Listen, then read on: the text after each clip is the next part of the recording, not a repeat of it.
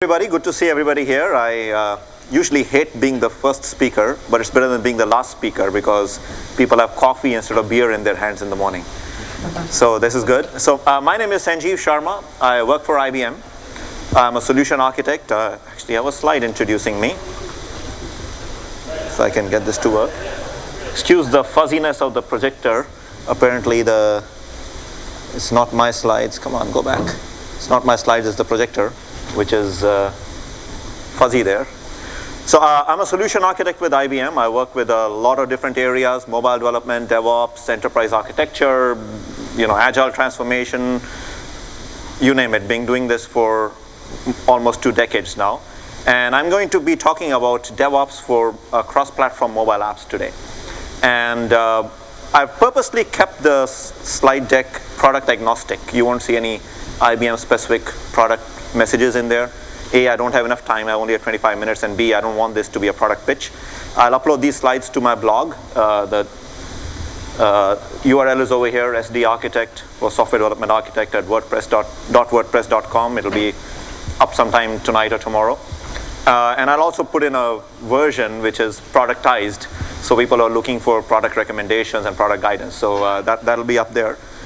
So as I said, I've been doing this work for a while, and over the last couple of years, I've become a subject matter expert. That's what they call, the person who knows a little bit more than anybody else in the room, right? As somebody was, saying consultant jokes, right? That's what a subject matter expert is in the field of DevOps. And I've seen a very interesting intersection between mobile and DevOps.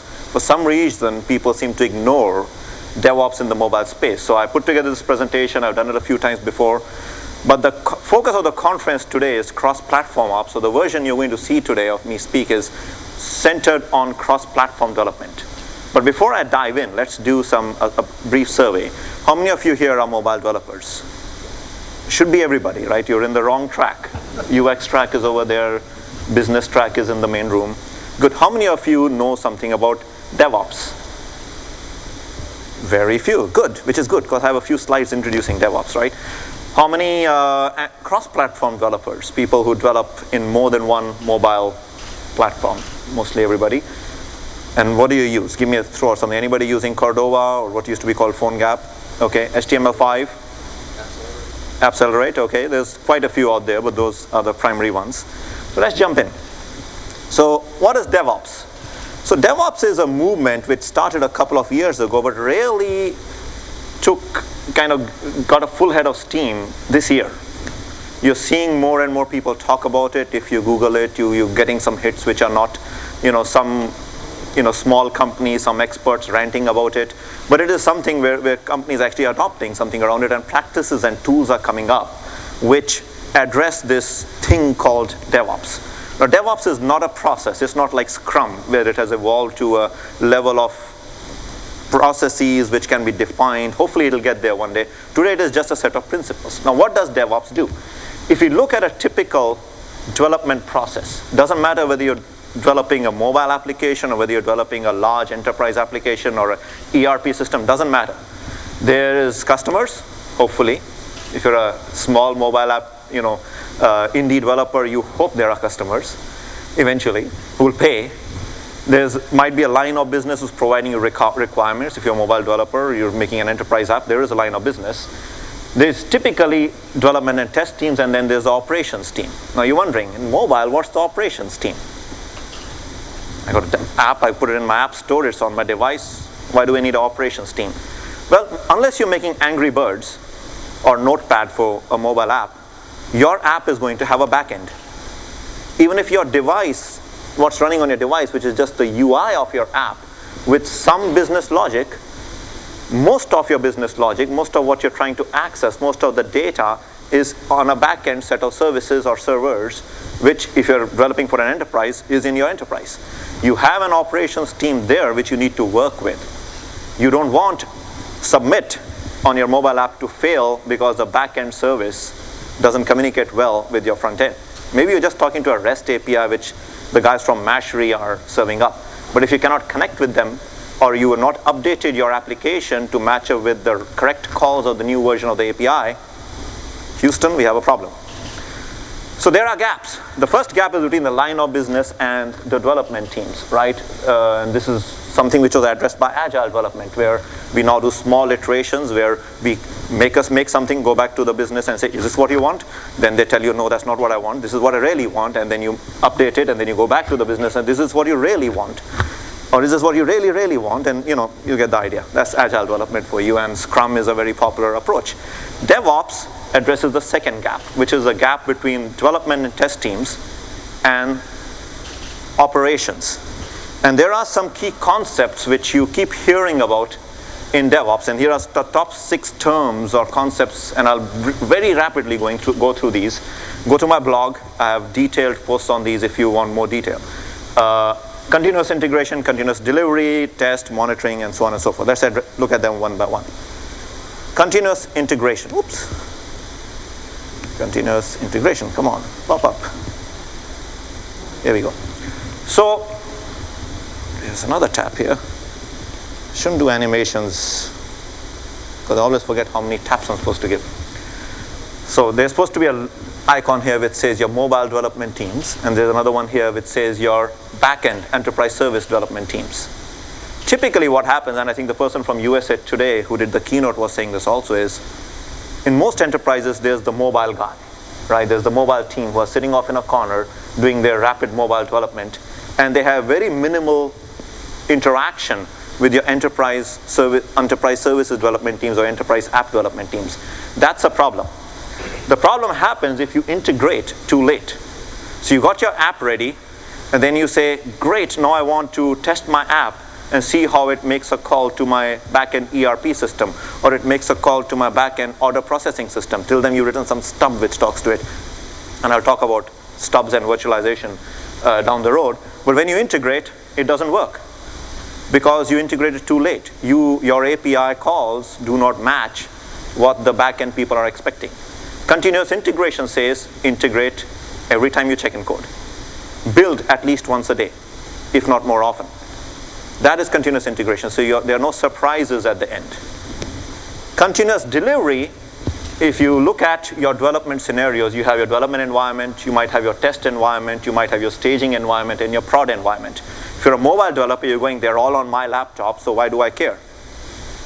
But how do you move your app down the road and test it in these different environments while still connecting to the backend services? Remember, if you're making a standalone mobile app, Angry Birds, or something which does not speak to a backend server, you can leave. I have nothing to, there's nothing in this talk which will help you, which is required. But if you're making a complex enterprise app which talks to backend services, which is maybe a banking application, or yesterday I was flying on United and I was trying to change my flight and all that stuff. They're talking to a lot of systems in the back end there. I could do a lot of things on their app. I'm not advertising their app, but I happen to be flying them, and I used it. Then you need continuous delivery to ensure that your code is delivered to the right environment at the right time, with the right data, with the right settings, with the right configurations, with each one of these environments looking as much like the production system as possible. That is known as continuous delivery. Continuous test says, as you go along, keep testing. Don't leave it to the end. Test everything all the time. Continuous monitoring has to do with your deployed app. Are you monitoring your app to make sure it's working properly once it's been deployed? Do you get any feedback from the device? There are ways to do that, and we'll talk about that. Infrastructure as code, right? This is more to do with setting up servers. Now, it's gone are the days when somebody gets disks for Windows 8 Server or Ubuntu or Linux deliverable and installs them on Metal and then configures them when logging into some consoles. Today, we have the ability to do this all via scripts, via code. There are 2 major players there. There's something called Chef. There's another called Puppet, which allows you to manipulate your entire server farms as code. Build and delivery pipeline. This is your build pipeline. Your process of writing code, building it, integrating it with the backend, that is known as your build pipeline, and hopefully testing it as you go. The delivery pipeline is the process of moving it forward in your production delivery chain to the next environment. These are 2 terms you hear a lot. And this delivery pipeline is where, quite frankly, things fall apart for most mobile applications. Because we think of our delivery pipelines as mobile developers as deliver to the App Store, Xcode, make package, I'm in Eclipse, make an my APK, I'm done. If you're making an HTML5 app, a mobile web app, then you understand the concept of delivery because you're not delivering to a web server. But if you're delivering to an app store, you think, done. But in reality, what you're delivering when you deliver an enterprise mobile app is not just, as I mentioned before, what runs on the mobile device. It is an integrated set of services with back-end systems. And we'll look at that in the next 17 minutes. Now, we at IBM teach 4 DevOps principles. And if you look at them, you'll say, hey, motherhood and apple pie, right? I mean, this is good, we'll do it. But you don't. Most people don't. Number 1 is collaborate across disciplines. Don't have your mobile guys sit over there and your enterprise guys have this whole floor or whole building and they don't talk to each other. Even if it's an outsourced team which is making your mobile app, they need to communicate, collaborate with every developers of every service which you're going to utilize in your mobile app. Develop and test against a production-like system, a real system. Test on a real device, which is talking to a real backend. Deploy frequently. Mobile developers don't have a problem with that. How many times do you get an update on your Apple, iTunes store? I just updated this yesterday. 7.9.23.209. We don't have a problem with that. Continuously validate operational quality characteristics. Is your app performing once deployed as designed? Validate that all the time. So let's look at mobile DevOps. Why do we have special challenges for mobile DevOps? Number 1 is fragmentation of platforms. If you went to the panel we had just now, there was a Windows mobile guy on the stage. There was a Cordova hybrid guy on the stage. There was a mobile web HTML5 guy on the stage. There was an Android guy on the stage, and there was an iOS guy on the stage. And I don't know why they left the BlackBerry guy out. What happened to him? Right? So we got too many platforms. And then when you say I'm building an Android app, what's the next question? For what? Is it for a Nexus? Is it for a Nook? Is it for a Kindle Fire? Is it for... And that started happening for iOS also. Why iOS 6, I have to make my app at a different resolution, what's it called, form factor. My iPad apps are a different form factor. Is it a Retina iPad? Is it a regular iPad? All those have to be considered.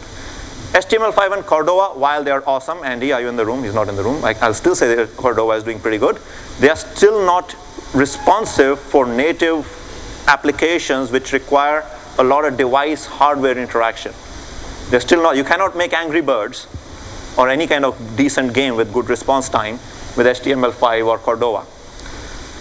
And as I said repeatedly, mobile apps are really just a front end, your UI, to a very complex set of back-end services which might be siloed.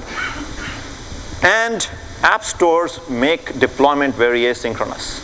I cannot really have continuous delivery because after I've delivered, I've got to wait for the Apple guys to approve or disapprove my app, or the Android guys. The Windows guys, I think, are approving everything right now. They're not enough apps. But they have to wait. You have to wait for them to approve, which could be hours, days, weeks. You don't know.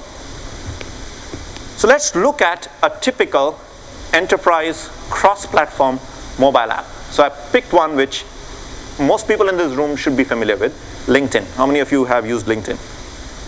Everybody, right? How many of you have the LinkedIn mobile app? It is a super fast cross-platform app which looks the same irrespective of your platform. This is what its architecture looks like. I got this from LinkedIn's engineering blog.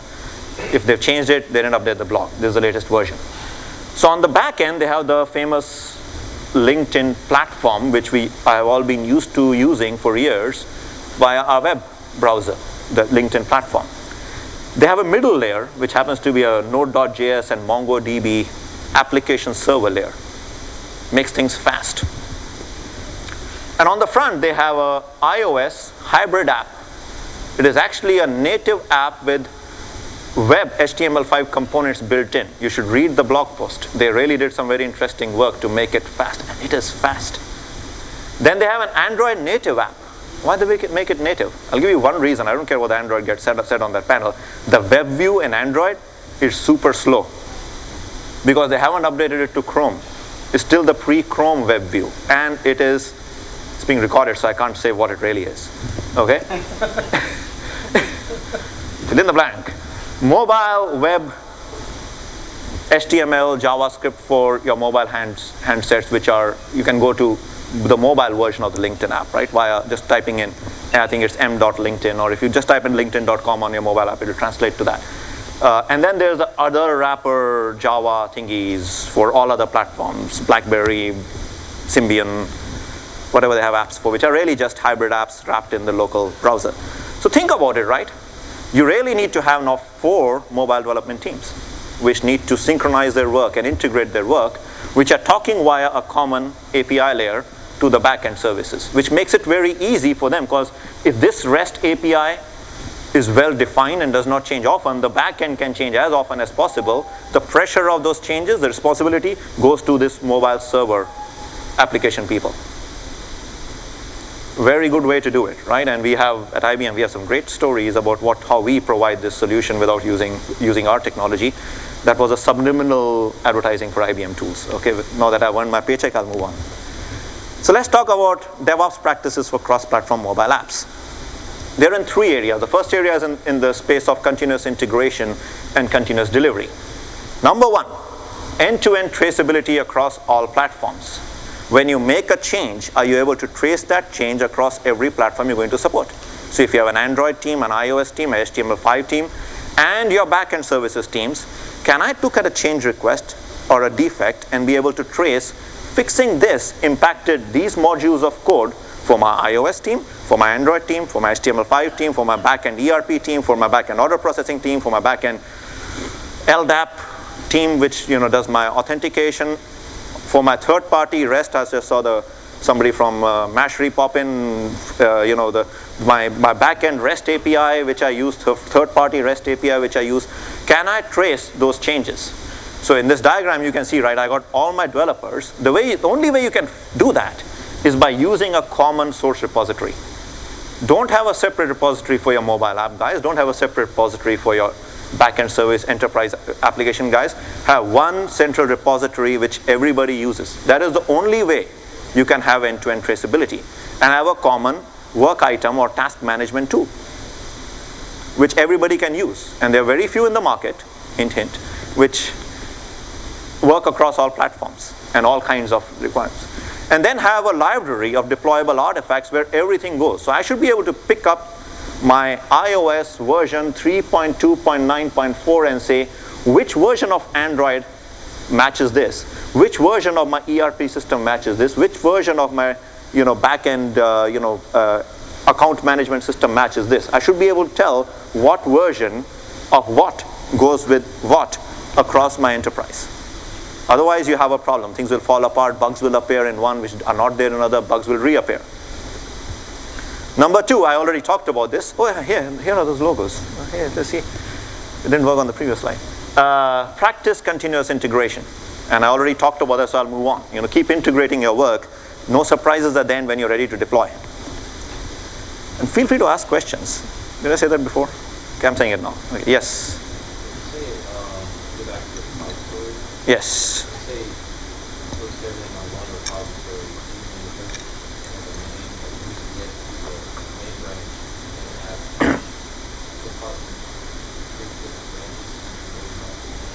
Preferably. No, I definitely not work out the main branch. And then you have. Sure, thank you. Yeah, so the question was, if I'm using a central repository, what are we talking about? Everybody work on the main branch, or you have a common integration branch and everybody work off their own respective branches? So you would have a main branch, you would have a common integration branch, and then each development team might have their own branch or branches. So if you go to this, if I look at this, right, this shows that very well. Each one of these, if they are teams, not individuals, would have their own branch. So in this scenario, I got 4 branches people are working off of. So the mobile component teams deliver to the mobile integration branch. The back-end order processing enterprise application team deliver to the enterprise application integration branch. And then maybe once a week or once every 3 weeks, you integrate everything together. You don't have to do that every day. But you do it as often as your, and I wrote, I think I already published this, I wrote a blog post on something called the build rhythm. You got to come up with a build rhythm which works for your team. Is it daily? Is it weekly? Is it every 3 weeks? You got to figure that out based on your sprint cycle if you're doing Agile. All this only works if you're doing Agile. If you're doing Waterfall, we'll have a conversation later on, late at night. Okay. But then we have other conversations to happen. Maintain a separate build area, even more important. If you're doing development in a mobile platform which has different SDK versions and you want to support those different SDK versions, have a separate branch for each one of those. Not a problem for iOS, but for Android, if you want to support Nook, Fire, Kindle Fire, Nexus, all these different vendors have their own versions of Android, and they all have their own SDKs. If they do, some of them don't, then you have to have, you probably have this statement somewhere in your verify Android SDK version level. You have that statement somewhere in your Android code. You'll have to have a separate branch for each one of those. It's getting complex, right? This is complex work. Keep asking questions anytime. Automate your build and deploy scripts. Come on, please. There are automation things available. Don't manually move code over, right? Come on, automate it, right? Write some Ant scripts, some RTC scripts. Do something to automate the process. Number 5, test each build on each supported device. Don't just say, I tested for Android. What happened to the BlackBerry users? Why are they second-class citizens always? Come on, man. Test it on a real device. I mean, as many as you can get. And test them all and on real devices, because trust me, it will not perform the same as it does in the emulator. You will find your edge cases. Number 6, simulate your backend services. Now, if you're building an enterprise app, this is very important. You might not have access all the time to your enterprise backend services. If your enterprise backend services are provided by a third-party provider who charges you every time you hit it, you don't want to do hundreds of tests every day. If your enterprise backend service is running on a mainframe, there's something called as MIPS cost, right? Just to run it, you have to pay for your CPU cycles, your MIPS. You don't want to have to pay that cost. And also, your service you're building for might not be ready yet. So I might be building for my service version 4.2, but only 4.1 is available because the developers are not done that. How do I test? Well, create a simulation of the backend service. Now, IBM has a tool called Green Hat, and I have to talk about this, which allows you to do that. It allows you to record the service, create a stub, modify the stub to make it behave, it should behave, and I'm getting the hand signal there, I've got 5 minutes left. And then you can, when you test, test against the stub or the simulation of the service, so you can test the behavior without actually using the service, which might not be available or might not be free. So this is very important if you're building an enterprise app, otherwise your cost of testing goes very, very high. Number 7, monitor your deployed apps and backend services performance. There's ability to put hooks into your mobile app code, so when it's deployed, it can send you back performance characteristics, so is it performing, or are things getting timed out, or people just getting frustrated, waiting for your application to update with the data. Number 8, this is important, especially when you have a lot of developers who have their own API keys, their own provisioning profiles. I've actually heard a horror story of a major enterprise which submitted an app to the App Store, and it was getting downloaded by people and being used, and they realized the API key being used was of some developer who was actually a contractor. Think of all the security issues, right? Behind that, all the liability issues behind that if something was wrong with the app, right? So govern them, have some way to store and make sure that we are done. And I just got two left, so I'll be done, right? Use a private app store to test device deployment. This is very, very important, because if you're using an app store like Google Play or iTunes, there's no way to test that process till you actually submit it. But now vendors like IBM and some others who are here have created private app stores. You can use them for your enterprise app deployment, but you can also, more importantly, use them to test the process of deploying to an app store and provisioning your device from the app store. And last but not the least, convert app store feedback into user stories. So if a user comments in the app store, gives you some feedback, have a process to harvest it and use it to improve your app.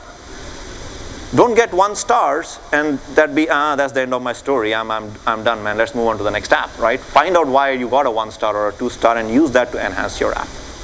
All right, with that, I'm out of time. There is an app development lifecycle scenario which I've given. It'll be up on my blog, sdarchitect.wordpress.com. I know the next session is going to start, so I'll stop here. But I'll wait outside if anybody has any questions, and I'm around the whole day. Grab me, I'll be more than happy to address them. Or send me a tweet. SD_architect is my Twitter handle. With that, thank you for your time and enjoy the rest of the day.